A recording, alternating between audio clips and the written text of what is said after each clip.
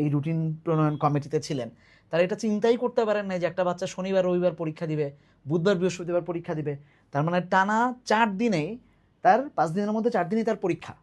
এইটা মানে এটা ঠিক হয় না। এবং এরপরে আমরা আসসালামু আলাইকুম। এইচএসসি আলিম পরীক্ষার রুটিন ঘোষণা হয়েছে কিছুক্ষণ আগে। আমি ক্লাসে ছিলাম, ক্লাস শেষ করে এসে দেখলাম যে এটা একটা রুটিন প্রকাশিত হয়েছে। মানবিকের যে রুটিনটা আমরা যদি দেখতে পাই, পেছনের রুটিনটা আছে, আমরা একটু দেখব যে সায়েন্স, আর্টস, কমার্স 3টা বিষয়, মানে 3টা বিভাগের মধ্যে মানবিকের রুটিনটা আসলে খুবই, মানে এটা একটা অমানবিক হয়ে গেছে। বিভিন্ন শিক্ষার্থীর জন্য এটা হতে পারে। 4টা গ্রুপ সাবজেক্ট থাকে। আমরা যদি একটু রুটিনটাকে দেখি যে প্রথমে বাংলা, ইংরেজি, আইসিটি, এই 5টার প্রত্যেকটাতে একদিন করে বন্ধ আছে, হুইচ ইজ অলসো আনফেয়ার। কারণ এই বছরই প্রথম আমরা শনিবারে পরীক্ষা দেখতেছি, আর এটা যেহেতু সবার জন্যই, সেটা নিয়ে আমি আর্গুমেন্টে যাচ্ছি না, সব বিষয়ে আর্গুমেন্টে যাইতে হয় না। শনিবারে পরীক্ষা দিবে বাচ্চারা, সরকারি বন্ধের দিন কখনোই হয় না, এর আগে 1-2বার কনসিডারেশনে ছিল কিনা, বাট এনিওয়ে হিসাবটা হচ্ছে তথ্যবিজ্ঞানের পরে এখানে পদার্থবিজ্ঞান, হিসাব বিজ্ঞান, যুক্তিবিদ্যা হচ্ছে সোমবারে পরীক্ষা 13 তারিখ। পদার্থবিজ্ঞান, হিসাব বিজ্ঞান, যুক্তিবিদ্যা দ্বিতীয় পরীক্ষা হচ্ছে বুধবার, মানে প্রথম পত্রের পরে দ্বিতীয় পত্র 3টারই সোমবার আর বুধবার একদিন গ্যাপ। এরপর বুধবারের পরে বৃহস্পতিবারে ভূগোল পরীক্ষা।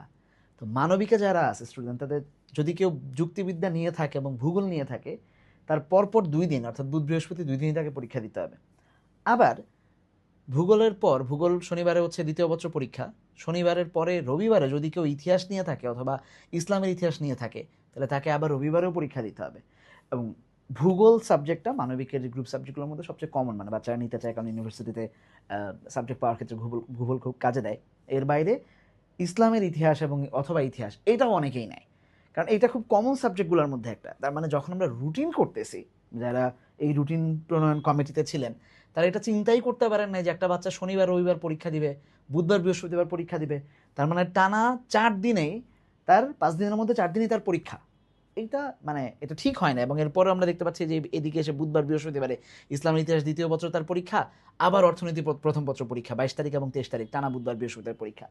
তো যেই ছেলেটা বা যেই মেয়েটা, যেই শিক্ষার্থী এই বছর এইচএসসি 26 ব্যাচে, যদি তার ভূগোল থাকে, যদি তার যুক্তিবিদ্যা থাকে এবং যদি তার ইসলামের ইতিহাস থাকে, তাহলে সে 3টা পরীক্ষাই পরপর দিচ্ছে। এইটা একটা বাচ্চার আসলে, মানে এটা একটা মেন্টাল ট্রমা, যে প্রত্যেকদিন 3 ঘন্টা করে পরীক্ষা দিয়ে ন্যূনতম পড়াশোনার টাইম না পাওয়া।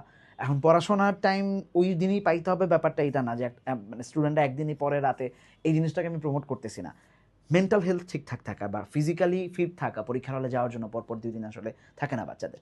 সো আমি জানি না যারা এই প্রশ্ন প্রণয়ন কমিটিতে আছেন তারা এটা দেখবেন কিনা, রিভাইজ রুটিন দিবেন কিনা, বাট এটা খুবই অমানবিক হয়েছে মানবিকের শিক্ষার্থীদের জন্য।